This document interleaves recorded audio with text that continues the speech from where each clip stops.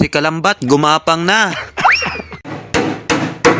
Yo, what's up mga idol? Nandito na naman kami sa trabaho namin. Muli namang binalikan yung hindi namin natapos na project kahapon. Kung nakita nyo sa vlog ko kahapon, nagpurma na kami para sa kabinet natin. Kaya ito ipagpapatuloy na natin. Ito yung gawa natin kahapon. Siyempre, hindi maiwasan pagpako natin. May sobra talagang plywood o kahoy dyan. Kaya gagamitan natin ng planer mga idol. Gagamitan natin ng planer yan mga idol para wala talagang sobra. Para pulidong pulido talaga yung gawa natin mga idol. Buti nga lang, kompleto sa gamit yung amo namin dito. May mga machine siya. Kaya hindi tayo masyadong naghirapan mga idol. Nako, pag imano-mano mo pa yan, lalo nang gamitan mo ng liha, nako, papawisan ka talaga, mapapagod ka talaga. Buti nga lang may machine, kaya ganito na lang mga idol, magdadrive na lang tayo.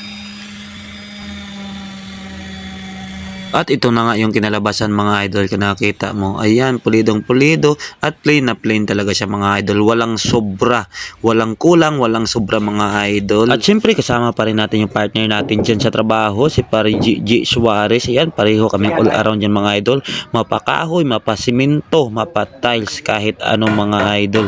Kayang-kaya talaga namin gawin mga idol. At syempre, kung hindi dahil sa kanya, hindi din tayo matututo mga idol. Kaya alalay talaga ako sa kanya dito mga idol. Alalay ako sa kanya mga idol. At siyempre kumukuha rin ng mga diskarte.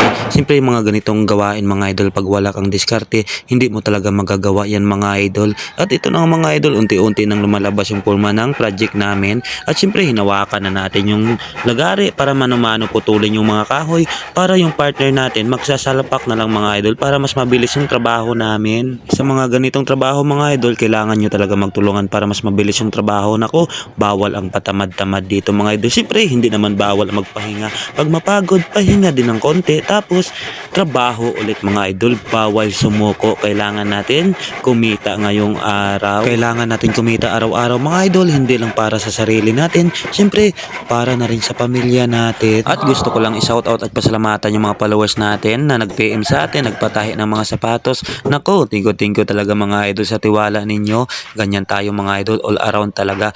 Hanggat kaya natin o kayang gawin, gagawin talaga natin yan mga idol. Tulad nito mga idol, panday tayo ngayon, mamayang gabi pag uwi natin, mananahi naman tayo ng sapatos. Kaya sa mga nagbasa atin, nag-comment, nag-message na pinagtatawanan ako kasi mananahi na ako ng sapatos, okay lang yan mga idol, yung mga sasabi ko lang. Thank you for comment, another earnings yan, siyempre engagement yan. Big sabihin, kahit naiinis ka sa akin, pinapanood mo pa rin yung video at mga picture ko, kaya thank you sa inyo.